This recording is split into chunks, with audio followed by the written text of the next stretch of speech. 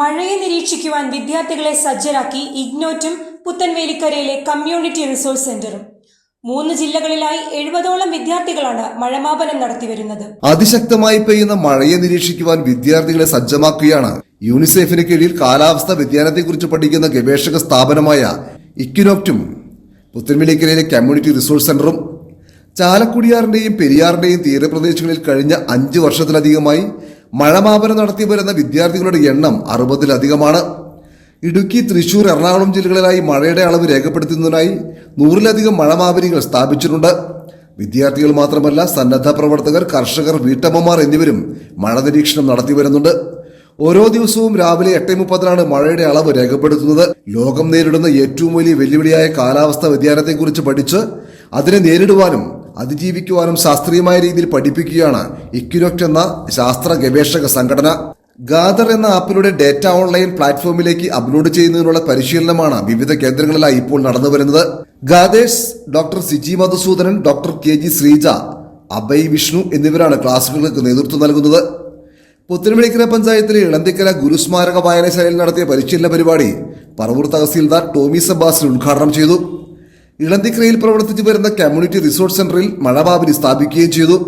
മിൽമ മുൻ chairman MT Jayan, PS Baiju, MO Varkey, N പ്രധു, മായ Harilal, Akhil Suresh, MV Mathai, MP Shajan തുടങ്ങിയവർ സംസാരിച്ചു. അപ്പൊ ഇവിടെ തന്നെ കണ്ടോ ഇത്ര അധികം ഡാറ്റ ഇവിടെ വരികയാണ്, ബാക്കിയുള്ള സ്ഥലത്ത് ഇത്ര ഇല്ല കണ്ടോ.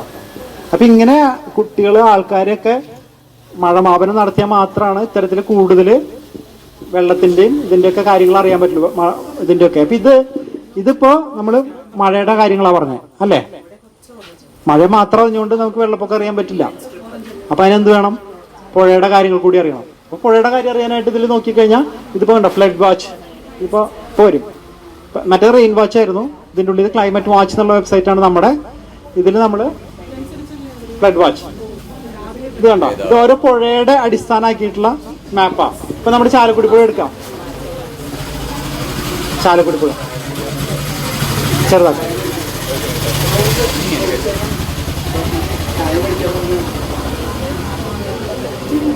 കണ്ട ഇത് ചാലക്കുടി പുഴ. ചാലക്കുടി പുഴയിൽ എത്ര ഡാമുണ്ട്?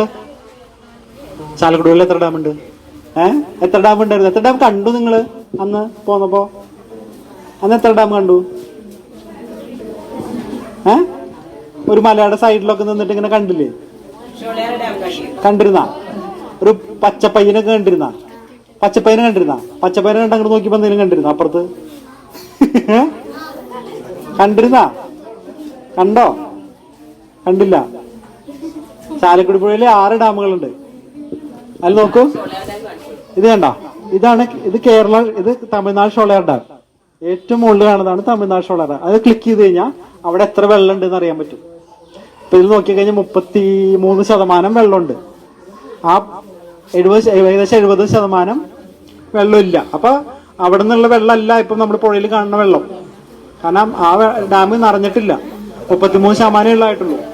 അതിന്റെ തൊട്ടടുത്ത് അതിനപ്പുറത്ത് വലിയൊരു ഡാമുണ്ട്. അതിന് താഴെ കേരള ഷോളയാർ ഡാം ഉണ്ട്. നിങ്ങൾ കണ്ട ഡാമാണ് ഈ ഷോളയാർ ഡാം, കേരള ഷോളയാർ ഡാം. അത് ഏകദേശം 28 ഇത്രയുള്ള 28 വെള്ളം ഉണ്ടായില്ല. തൊട്ടപ്പുറത്ത് അതിനപ്പുറത്ത് പറമ്പിക്കുളം ഉണ്ടാവും. പറമ്പിക്കുളം 40% വെള്ളമുണ്ട്. അതിന് തൊട്ടപ്പുറത്ത് പെരുവാരിപ്പുള്ളവും തൂണക്കടവും ഉണ്ട്. അവിടുത്തെ ഡാറ്റ നമുക്ക് അവൈലബിൾ അല്ല. ഈ 4 ഡാം ഉണ്ടല്ലോ, അതായത് കേരള ഷോളയാർ, തമിഴ്നാട് ഷോളയാർ, പറമ്പിക്കുളം, തൂണക്കടവ്, പെരുവാരിപ്പള്ളം, ഇതെല്ലാം കൺട്രോൾ ചെയ്യണത് തമിഴ്നാടാണ്. അപ്പൊ അതുകൊണ്ട് തന്നെ പല സമയത്തും നമുക്ക് കൃത്യമായ അറിവുണ്ടാവില്ല ഇതിനെ കുറിച്ചിട്ട്. അവരെന്താ ചെയ്യാൻ പോണേ, അവരെപ്പോഴാ തുറക്കാൻ പോണേന്നൊന്നും പലപ്പോഴും അറിയില്ല. അവർ ചിലപ്പോ അറിയാതെ തന്നെ തുറന്നു വിട്ടു വരും. നമ്മളെ അറിയിക്കാതെ തന്നെ തുറന്നു വിടും ചില സമയത്ത്. അങ്ങനെ വരുമ്പോൾ പെട്ടെന്നുള്ള പ്രളയം ഉണ്ടാവും. പ്രതീക്ഷിക്കുന്നതിന് മുമ്പ് പെട്ടെന്ന് പ്രശ്നം ഉണ്ടാവും.